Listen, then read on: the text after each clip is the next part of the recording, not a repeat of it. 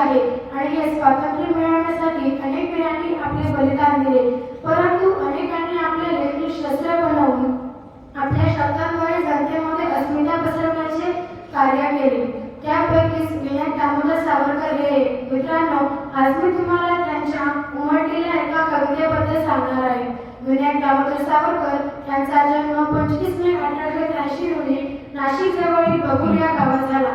त्यांना लहानपणापासूनच अभ्यासाची व वाचनाची ओढ होती। त्यांचे उच्च शिक्षण पुण्यातील फर्ग्युसन या महाविद्यालयात झाले।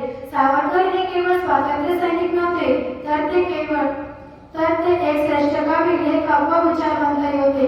त्यांच्या कवितेमधून देशभक्ती, स्वाभिमान आणि धैर्य यांचा प्रभावी संदेश मिळतो। सावरकरांची नेमची परत मातृभूमीला ही कविता मला विशेष आवडते। ही कविता त्यांनी 10 डिसेंबर 1909 रोजी ब्रायटनच्या समुद्र किनाऱ्यावर असताना लिहिली। या ओळींमधून आपल्याला मातृभूमीबद्दलची धर्म स्पष्टपणे दिसते। येथे समुद्र हा केवळ निसर्ग घटक नसून तर तो भारत आणि परदेश यांमधील अंतराचे प्रतीक आहे। सावरकर समुद्राला साक्ष ठेवून आपल्या भावना व्यक्त करतात, हे या कवितेचे वैशिष्ट्य आहे। या कवितेची भाषा अत्यंत भावपूर्ण, ओघवती व प्रभावी आहे। या दुःख आहे, पण त्याचबरोबर आशा व आत्मविश्वासही आहे।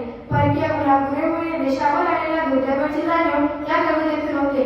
तसेच भविष्यातील स्वातंत्र्याचा विश्वासही प्रकट होतो। मित्रांनो, ही कविता आपल्याला एक मुख्य संदेश देते, तो म्हणजे देशावर प्रेम करणे म्हणजे केवळ शब्दातून देशभक्ती दाखवणे नव्हे, तर गरज पडल्यास दुःख सहन करण्याची व त्याग करण्याची तयारी ठेवणे होय। मला ही कविता आवडण्याचे मुख्य कारण म्हणजे ती केवळ सावरकरांची वैयक्तिक व्यथा सांगत नाही, तर प्रत्येक भारतीयाची भावना व्यक्त करते।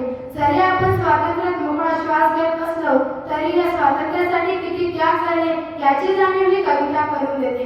शेवटी एवढेच सांगू इच्छिते की ज्यांच्या लेखणीने राष्ट्र साधे झाले त्या सावरकरांच्या कविता सदैव प्रेरणा देत राहतील। सागरा प्राण तळमळला आजही अमर आहे ते काव्य, सागरा प्राण तळमळला आजही अमर आहे ते काव्य। दिसून येते जगताला यातून स्वातंत्र्य प्राप्तीतून तुमचे ध्येय, स्वातंत्र्य प्राप्तीतून तुमचे ध्येय। जय हिंद, जय भारत, धन्यवाद।